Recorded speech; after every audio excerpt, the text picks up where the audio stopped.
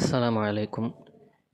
நாளை மறுமை நாளில் சொர்க்கம் நரகம் என்று மனிதர்களுக்கு தீர்ப்பு அளிக்கப்பட்ட பின்பு நரகத்திற்கு சென்றவர்களை அந்த நரகத்தில் இறைவன் அவர்களை பிரட்டி எடுக்கும் பொழுது திருமறை குர்ஆன் அவர்கள் புலம்புவதாக இவ்வாறு விவரிக்கின்றது. அவர்களின் முகங்கள் நரகில் புரட்டப்படும் அந்த நாளில், நாங்கள் அல்லாஹுவுக்கு கட்டுப்பட்டிருக்க கூடாதா, இத்தூதருக்கு கட்டுப்பட்டிருக்க கூடாதா என்று கூறுவார்கள்.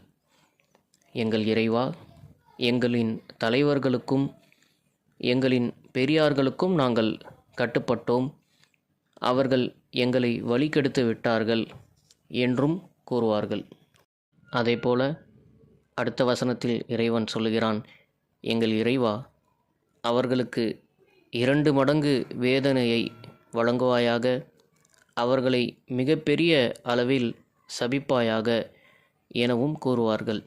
இவ்வாறு திருமறை குர்ஆன் நாளை மறுமையில் நரகவாசிகளுடைய புலம்பலை நமக்கு எடுத்து காட்டுகின்றது.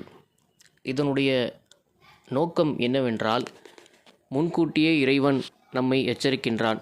இந்த உலகத்தில் வாழும் பொழுதே அல்லாஹுவும் அவனுடைய தூதரும் எதை நமக்கு வழிகாட்டினார்களோ அதை மாத்திரம் நாம் மார்க்கம் என்ற முறையில் பின்பற்ற வேண்டும்.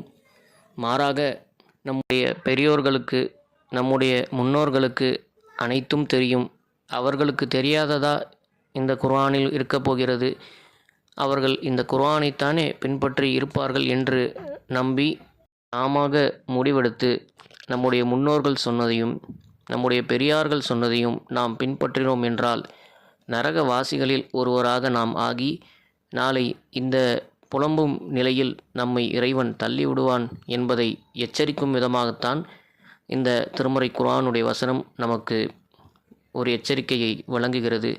எனவே இறைவனும் இறை தூதர்களும் நமக்கு எதை போதித்தார்களோ அதை மாத்திரம் நாம் பின்பற்றி மறுமையில் சொர்க்கத்திற்கு செல்ல வேண்டும் என்பதை நோக்கமாக கொள்ள வேண்டும்.